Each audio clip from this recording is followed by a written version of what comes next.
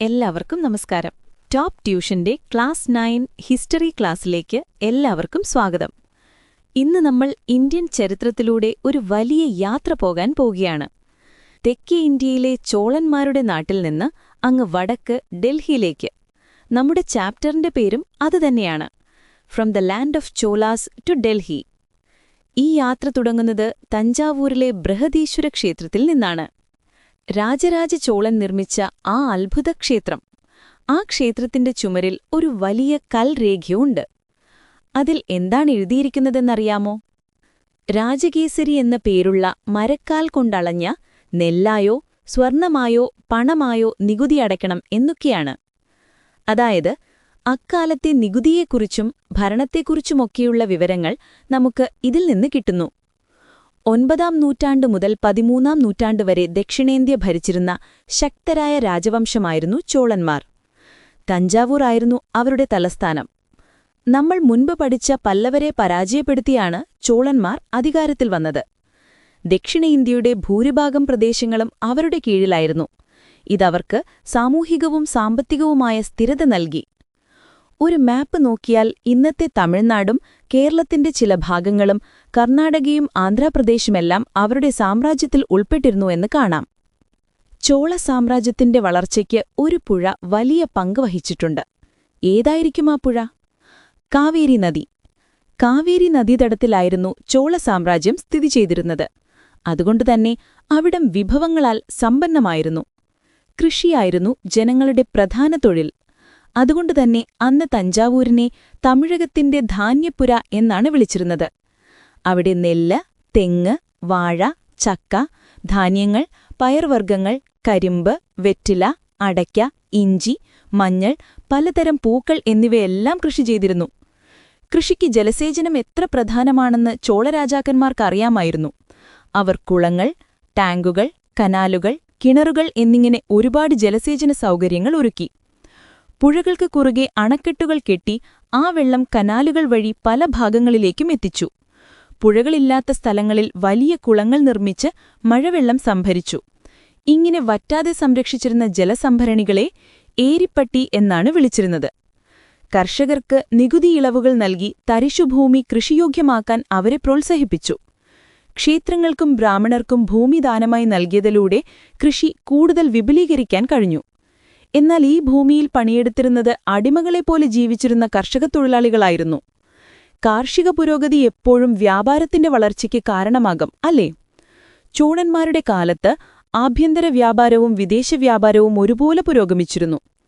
നെയ്ത്തായിരുന്നു ഒരു പ്രധാന വ്യവസായം. നെയ്ത്തുകാരുടെ കൂട്ടായ്മകൾ അഥവാ ഗിൽഡുകൾ അന്നുണ്ടായിരുന്നു.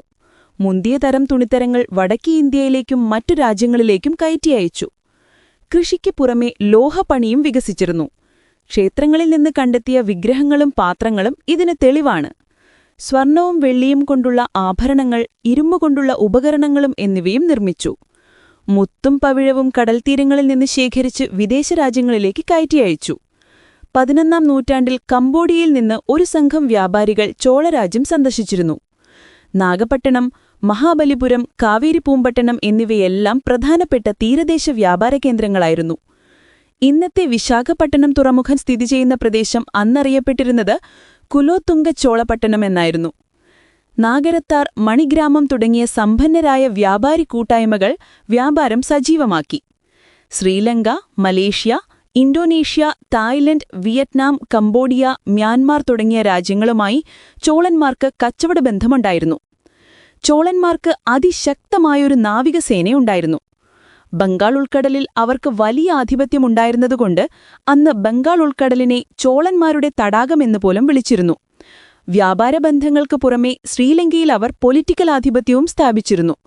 വ്യാപാരികൾക്ക് പുറമെ ബുദ്ധ ഹിന്ദു സന്യാസിമാരും പണ്ഡിതന്മാരും ചോളനാട്ടിൽ നിന്നും ജാവ, സുമാത്ര, മലേഷ്യ തുടങ്ങിയ തെക്കുകിഴക്കൻ ഏഷ്യൻ രാജ്യങ്ങളിലേക്ക് ധാരാളമായി യാത്ര ചെയ്തിരുന്നു. ഈ യാത്രകൾ ചോളന്മാരുടെ ഭാഷയും മതവും ആശയങ്ങളും വാസ്തുവിദ്യയുമെല്ലാം ആ നാടുകളിൽ പ്രചരിക്കുന്നതിന് കാരണമായി. ഇനി ചോളന്മാരുടെ ഭരണരീതി എങ്ങനെയായിരുന്നുവെന്ന് നോക്കാം. രാജാവിനെ ഭരണത്തിൽ സഹായിക്കാൻ ഒരു മന്ത്രിസഭയുണ്ടായിരുന്നു. ഭരണസൗകര്യത്തിനായി രാജ്യത്തെ മണ്ഡലങ്ങൾ, വളനാടുകൾ, നാടുകൾ എന്നിങ്ങനെ വിഭജിച്ചു. ഭൂനികുതിക്ക് പുറമെ വനം ഖനികൾ, ഉപ്പ് എന്നിവയ്ക്കും നികുതിയുണ്ടായിരുന്നു. വിൽപ്പന നികുതിയും തൊഴിൽ നികുതിയും പിരിച്ചിരുന്നു. വെട്ടി എന്നറിയപ്പെടുന്ന സൗജന്യ സേവനവും നികുതിക്ക് തുല്യമായി കണക്കാക്കപ്പെട്ടു. ചോളഭരണത്തിന്റെ ഏറ്റവും വലിയ പ്രത്യേകത ഗ്രാമങ്ങളിലെ സ്വയംഭരണമായിരുന്നു. ഇതേക്കുറിച്ച് വ്യക്തമായി പറയുന്നുണ്ട്. ഊർ, സഭ എന്നിങ്ങനെ 2 തരം സമിതികൾ നിലനിന്നിരുന്നു. ഊർ എന്നത് ഗ്രാമത്തിലെ എല്ലാ ജനങ്ങളുടെയും സഭയായിരുന്നു. സഭ എന്നത് ബ്രാഹ്മണ ഗ്രാമങ്ങളിലെ മുതിർന്നവരുടെ സഭയായിരുന്നു. കുളങ്ങൾ, കിണറുകൾ, റോഡുകൾ എന്നിവയുടെ അറ്റകുറ്റപ്പണികൾ ഈ തദ്ദേശഭരണ സമിതികളുടെ ഉത്തരവാദിത്തമായിരുന്നു. എന്നാൽ നമ്മൾ മുൻപ് പഠിച്ച ഫ്യൂഡലിസത്തിന്റെ വളർച്ച ഈ പ്രാദേശിക സമിതികളുടെ പ്രവർത്തനങ്ങളെ പരിമിതപ്പെടുത്തി. ചോള സമൂഹം സമത്വപൂർണമായിരുന്നില്ല. ജാതിവ്യവസ്ഥയും പദത്തട്ടിലുള്ള ഉച്ചനീചത്വങ്ങളും നിലനിന്നിരുന്നു. ബ്രാഹ്മണരായിരുന്നു സമൂഹത്തിലെ ഏറ്റവും ഉയർന്ന വിഭാഗം. ഭൂമിയില്ലാത്ത കർഷക തൊഴിലാളികളും അടിമകളും സമൂഹത്തിലുണ്ടായിരുന്നു. ചോളന്മാരുടെ കാലത്ത് തന്നെ ദക്ഷിണേന്ത്യയും ഡെക്കാനും ഭരിച്ചിരുന്ന മറ്റൊരു രാജവംശമായിരുന്നു ചാലുക്യന്മാർ. കർണാടകയിലെ വാതാപിയിലുള്ള ഗുഹാക്ഷേത്രം നിർമ്മിച്ചത് അവരാണ്. ആദ്യം പാറ തുറന്നുള്ള ക്ഷേത്രങ്ങളാണ് നിർമ്മിച്ചതെങ്കിലും പിന്നീടവർ കല്ലുകൾ അടുക്കിവെച്ചുള്ള ക്ഷേത്രങ്ങളിലേക്ക് മാറി. കർണാടകയിലെ ഐഹോളിയിലുള്ള മേഗുതി ജൈനക്ഷേത്രവും പട്ടടക്കലിലുള്ള വീരുപാക്ഷ ക്ഷേത്രവും ഇതിനുദാഹരണങ്ങളാണ്. ചോളന്മാരെപ്പോലെ ഒരു കേന്ദ്രീകൃത ഭരണം ചാലുക്യന്മാർക്കുണ്ടായിരുന്നില്ല. ക്ഷേത്രങ്ങളും ബ്രാഹ്മണരും സാമന്തന്മാരുമാണ് ഭരണം നിയന്ത്രിച്ചിരുന്നത്. അതുകൊണ്ട് അധികാര കേന്ദ്രങ്ങൾ വാതാപി, വെങ്കി, കല്യാണി തുടങ്ങിയ സ്ഥലങ്ങളിലേക്ക് ഇടയ്ക്കിടയ്ക്ക് മാറിക്കൊണ്ടിരുന്നു. പുലകേശി രണ്ടാമനായിരുന്നു ഏറ്റവും പ്രശസ്തനായ ചാലുക്യ ഭരണാധികാരി. ഇനി നമ്മൾ വടക്കേ ഇന്ത്യയിലേക്ക് പോകുകയാണ്. അവിടെ 3 പ്രധാന ശക്തികൾ തമ്മിൽ ഒരു വലിയ മത്സരം നടക്കുകയായിരുന്നു. അവരെ ത്രിപക്ഷി മത്സരം എന്നാണ് ചരിത്രകാരന്മാർ വിളിക്കുന്നത്. ആരൊക്കെയായിരുന്നു ആ 3 കക്ഷികൾ? കിഴക്ക് പശ്ചിമബംഗാൾ കേന്ദ്രമാക്കി ഭരിച്ചിരുന്ന പാലന്മാർ, വടക്കുപടിഞ്ഞാറൻ ഇന്ത്യ ഭരിച്ചിരുന്ന പ്രതിഹാരന്മാർ, ഡെക്കാൻ ഭരിച്ചിരുന്ന രാഷ്ട്രകൂടന്മാർ. എന്തിനായിരുന്നു ഇവർ തമ്മിൽ യുദ്ധം ചെയ്തത്? അന്നത്തെ ഒരു പ്രധാന നഗരമായിരുന്ന കനൌജിന്റെ, ഇന്നത്തെ ഉത്തർപ്രദേശിലെ, നിയന്ത്രണം പിടിച്ചെടുക്കാനായിരുന്നു ഈ മത്സരം. നമുക്ക് ഓരോരുത്തരെയായി പരിചയപ്പെടാം. ആദ്യം പാലന്മാർ. പാലരാജാവായിരുന്ന ധർമ്മപാലനാണ് പിന്നീട് തകർന്നടിഞ്ഞ നളന്ദ സർവകലാശാല പുനർനിർമ്മിച്ചത്. അദ്ദേഹം നളന്ദയുടെ ചെലവുകൾക്കായി 200 ഗ്രാമങ്ങൾ ദാനമായി നൽകി. അതുപോലെ വിക്രമശില എന്ന മറ്റൊരു സർവകലാശാല സ്ഥാപിച്ചതും ധർമ്മപാലനാണ്. അടുത്തത് പ്രതിഹാരന്മാർ. ഭോജനായിരുന്നു ഏറ്റവും പ്രമുഖനായ പ്രതിഹാര രാജാവ്. കാളിദാസനെപ്പോലെ പ്രശസ്തനായ സംസ്കൃത കവിയും നാടകകൃത്തുമായ രാജശേഖരൻ പ്രതിഹാരന്മാരുടെ കൊട്ടാരത്തിലാണ് ജീവിച്ചിരുന്നത്. മൂന്നാമത്തെ കക്ഷി രാഷ്ട്രകൂടന്മാർ. ഗോവിന്ദൻ മൂന്നാമനും അമോഘവർഷനുമായിരുന്നു പ്രധാന ഭരണാധികാരികൾ. കന്നഡയിലെ ശ്രദ്ധേയമായ കൃതിയായ കവിരാജമാർഗം എഴുതിയത് അമോഘവർഷനാണ്. ലോകപ്രശസ്തമായ എല്ലോറയിലെ കൈലാസക്ഷേത്രം നിർമ്മിച്ചത് രാഷ്ട്രകൂടന്മാരാണെന്ന് അതിശയത്തോടെ. ഈ 3 രാജ്യങ്ങളും പരസ്പരം യുദ്ധം ചെയ്തിരുന്നുവെങ്കിലും അവരവരുടെ പ്രദേശങ്ങളിൽ സുസ്ഥിരമായ ഭരണം ഉറപ്പാക്കിയിരുന്നു. ഇനി നമ്മളെത്തുന്നത് ഡൽഹിയിലേക്കാണ്. 13ാം നൂറ്റാണ്ടിന്റെ തുടക്കത്തോടെ ഇന്ത്യയിലെ ഭൂരിഭാഗം പ്രദേശങ്ങളും ഡൽഹി കേന്ദ്രമാക്കിയുള്ള ഒരു ഭരണ സംവിധാനത്തിന് കീഴിലായി. അതാണ് ഡൽഹി സുൽത്താനത്ത്. എങ്ങനെയാണ് ഈ ഭരണം തുടങ്ങിയത്? 8ാം നൂറ്റാണ്ടിന്റെ തുടക്കത്തിൽ അറബികൾ സിന്ധ്, ഇന്നത്തെ പാകിസ്ഥാനിൽ ആക്രമിച്ചിരുന്നു. ഇന്ത്യയുടെ സമ്പത്തും വ്യാപാര താൽപ്പര്യങ്ങളുമായിരുന്നു ഈ ആക്രമണത്തിന് പിന്നിൽ. 712-ൽ മുഹമ്മദ് ബിൻ ഖാസിമിന്റെ നേതൃത്വത്തിലാണ് അറബികൾ സിന്ധ് കീഴടക്കിയത്. ഇത് ഇന്ത്യയുടെ രാഷ്ട്രീയവും സൈനികവുമായ ബലഹീനത മറ്റു രാജ്യങ്ങൾക്ക് മനസ്സിലാക്കിക്കൊടുത്തു. അങ്ങനെ 11ഉം 12ഉം നൂറ്റാണ്ടുകളിൽ തുർക്കി ഭരണാധികാരികളായ ജസ്നിയിലെ മഹ്മൂദും ഘോറിലെ മുഹമ്മദും ഇന്ത്യയെ ആക്രമിച്ചു. മഹ്മൂദ് 17 തവണ ഇന്ത്യയെ ആക്രമിച്ചതായി പറയപ്പെടുന്നു. ഇതിൽ നിന്ന് ഇന്ത്യയുടെ സമ്പത്തിലുള്ള അവരുടെ കണ്ണ് എത്ര വലുതായിരുന്നുവെന്ന് മനസ്സിലാക്കാം. ചിരിക്കുന്നു. ഈ ആക്രമണങ്ങളാണ് ക്രമേണ ഡൽഹി സുൽത്താനത്ത് എന്ന ഭരണത്തിന് വഴിയൊരുക്കിയത്.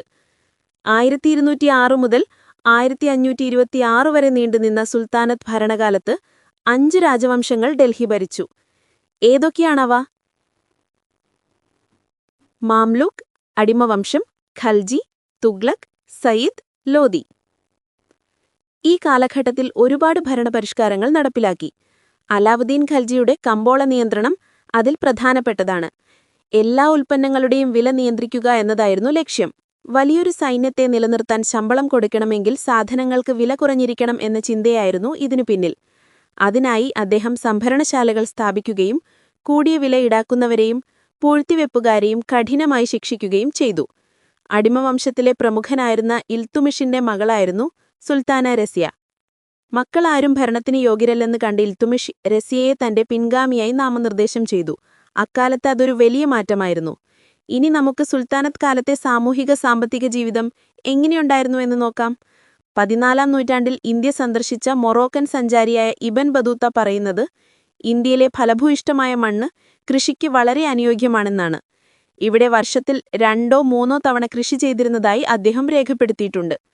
കർഷകരായിരുന്നു ജനസംഖ്യയിൽ ഭൂരിഭാഗവും. എന്നാൽ നിരന്തരമായ ക്ഷാമങ്ങളും യുദ്ധങ്ങളും അവരുടെ ജീവിതം ദുരിതപൂർണമാക്കി. കരിമ്പ്, ഗോതമ്പ്, പരുത്തി, എണ്ണക്കുരുക്കൾ എന്നിവ കൃഷി ചെയ്തിരുന്നു. കാളകളെ ഉപയോഗിച്ച് ഒരു ചക്രം കറക്കി ജലസേചനം നടത്തിയിരുന്ന റഹത്ത് എന്ന രീതി അക്കാലത്ത് പ്രചാരത്തിലുണ്ടായിരുന്നു. ഇൽത്തുമിഷിന്റെ കാലത്ത് ഇക്ത എന്നൊരു സമ്പ്രദായം നടപ്പിലാക്കി. രാജ്യത്തെ ഭൂമി വലുതും ചെറുതുമായ യൂണിറ്റുകളായി വിഭജിച്ച് സൈനികർക്കും ഉദ്യോഗസ്ഥർക്കും പ്രഭുക്കന്മാർക്കും നൽകുന്ന രീതിയാണിത്. ഇവർ ഇക്തകളിൽ നിന്ന് ഭൂനികുതി പിരിച്ച് സുൽത്താന് നൽകി.